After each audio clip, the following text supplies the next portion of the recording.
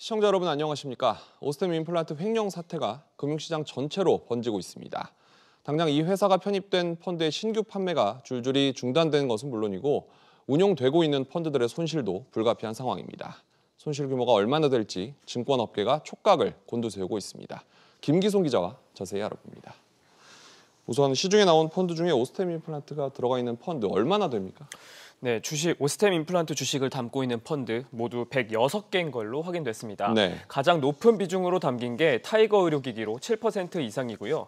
파인아시아 턴어라운드와 KB도 4% 이상 담고 있었습니다. 가장 많은 자금 규모가 담긴 펀드는 코덱스 코스닥 150 레버리지입니다. 네. 해당 펀드의 오스템 임플란트 비중은 1% 안팎이긴 한데 순자산이 원래 큰 편이어서 비중액은 약 74억 원 정도로 추산됩니다.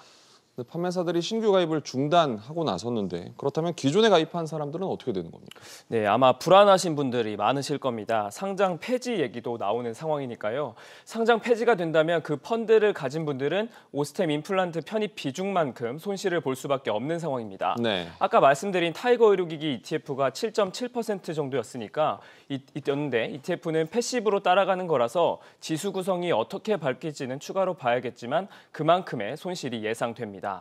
불안해서 이 펀드 못 들고 있겠다. 혹은 나중에 거래 재개가 되고 나서 가격이 떨어질 것 같다 싶으신 분들은 ETF로 갖고 계시다면 주식시장에서 팔면 되고 액티브 펀드로 갖고 계시다면 환매를 하시면 됩니다. 네. 다만 펀드에서 차지하는 비중이 크지 않고 상장 폐지 가능성도 낮아서 보유하는 게 낫다는 의견도 있는데요. 한번 들어보시죠.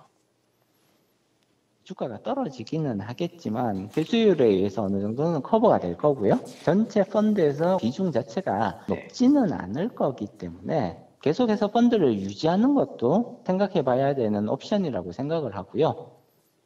이 주식을 담고 있는 운용사들도 막막하겠군요. 네, 그렇습니다. 지금으로서는 할 수 있는 게 없는 상황이라고 봐야 합니다. 펀드 운용이라는 게 종목을 담고 빼고 비중을 늘리거나 줄이는 건데 거래가 정지돼 있기 때문에 대응이 불가능한 겁니다. 결국 향후 상황에 맞춰서 대응을 해나가겠다는 입장입니다. 금융당도 조사에 들어간 거죠? 네, 그렇습니다. 금융감독원도 펀드 피해 규모 파악에 나섰습니다. 국내 70여 개 자산 운용사들에게 오스템 임플란트를 편입한 펀드와 가입자 수 등을 제출하라고 요구한 상황입니다. 이 자료를 통해서 내용 검증이 되면 피해자 수와 피해 금액 등의 규모를 파악할 수 있을 것으로 보입니다. 그렇군요. 김 기자, 잘 들었습니다.